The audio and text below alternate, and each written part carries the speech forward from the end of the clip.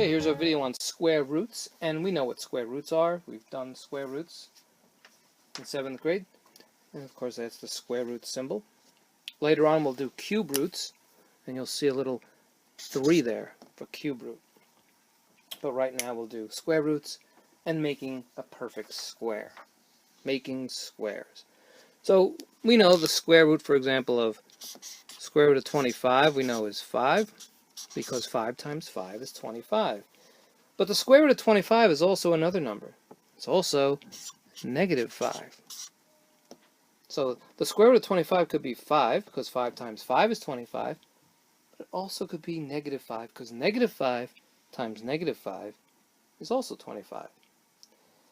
So the square root, for example, 5 is the square root, and 25 is the square.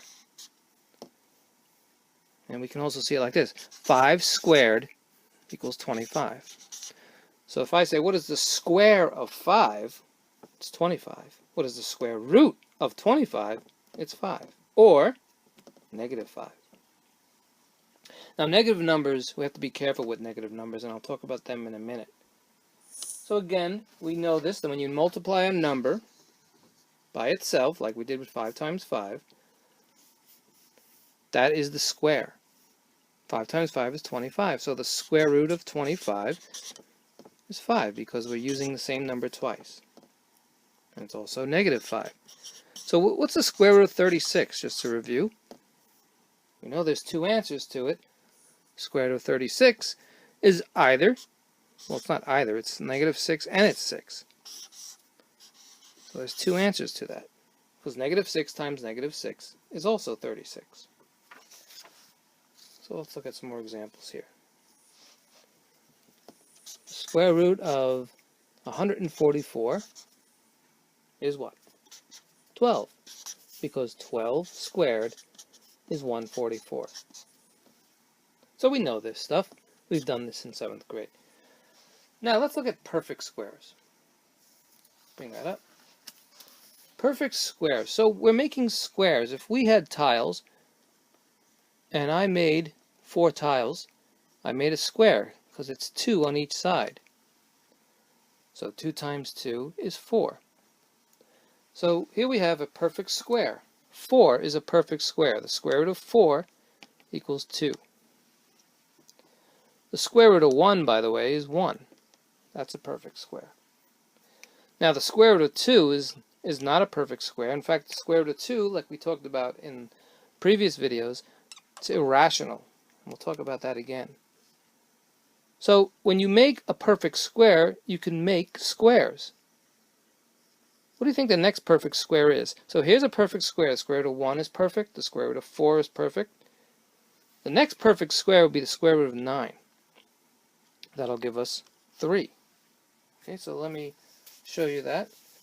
If you can make a square, then you know you have a perfect square. So if I can make, so see here with 2, that's not a square, it's a rectangle. 1 is a square, so that's why it's perfect. We had 4. Now if we make 9, now that's 6. 6 is not a perfect square. Neither is 7 or 8, but 9, here we have a square on 3 on each side. So again, we have the square root of 9 is 3. Do you know what the next perfect square is? Let's make that square root symbol better. What would be the next perfect square, do you think? Well, all we have to do is make a square. So let's continue here. That's 9. So we know 10's not working. 11's not working. Will 12 work? We have 1, 2, 3, 4, 5, 6, 7, 8, 9, 10, 11, 12. No, there's 4 here, and there's 3 there. 12 doesn't work. But what if we added that? Would that work? There's 1, 2, 3, 4 here, and there's 4 there. Now we have another perfect square. The square root of 16. That's 4. Okay, and what do you think the next perfect square is? Square root of 25 is 5. And you can see a pattern. You could just double the next number. You have the square root of 36, square root of 49, and so forth. Let's go back to the negatives for a minute now. So we know what perfect squares are. So we said that the square root of 25 could be negative 5, we'll put parentheses around it, or it could be 5. But the square root of negative 25 we can't do with real numbers. We can do with imaginary numbers. So the square root of negative 25, the square root of negative 25, that is this,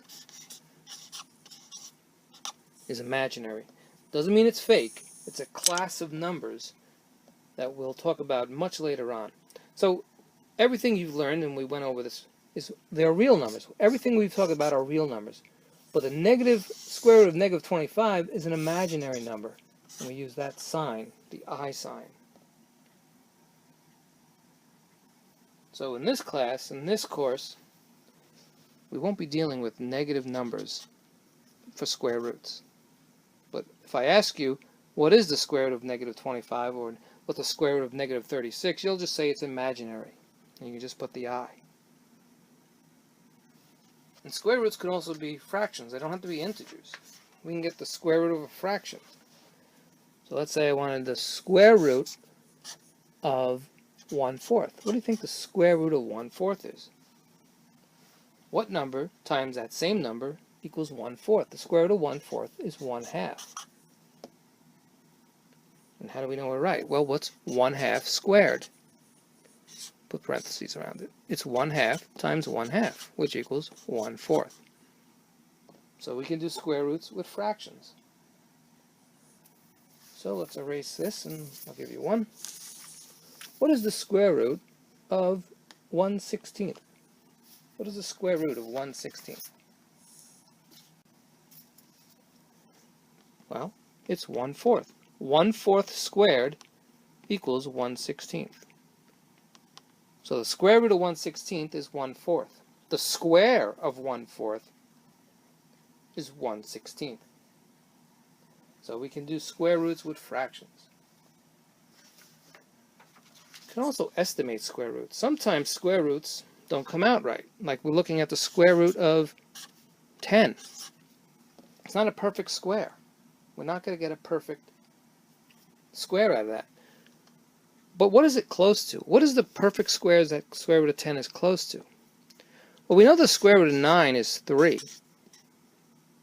And we know that the square root of 16 is 4. So the square root of 10 is close, is in between these two numbers. And it's closer to the square root of 9. So if we wanted to estimate the square root of 10, we can say it's about, we'll put that about sign, it's about 3.1 maybe. That's how we estimate it, because it's closer to the square root of 9. And we can get even closer with estimations when we can estimate to the nearest tenth, and we'll do that in a minute. So let's see, you can do one. Let's say the square root of 50. What is it close to, the square root of 50? You want to find the perfect squares. Okay, well, we have the square root of 49. That's 7. And it's very close to that, right? So we know, we can stop right there. We know that it's about 7.1. So if it was, we can look at the two perfect squares it's close to. In between, it's in between the square root of 49, which is 7, and the square root of 64, which is 8, and it's much closer to the square root of 7, a square root of 49. So we can say it's about 7.1. Okay, so let's look at the square root of 90. So what do you think about the square root of 90? Well, we have the square root, put two square roots on the side there. And we know the square root of 9, square root of 81 is 9. And the square root of 100, the square root of 100 is 10. A runaway marker. And what is it closer to? It's closer to the square root of 100. It's 10 away from the square root of 100. Or is it closer to the square root of 81? It's closer to the square root of 81. Very close. So we can say it's about 9.4. Rough estimate. It's almost even. Okay, in our next video we'll estimate to the nearest tenth and talk more about square roots. Great job.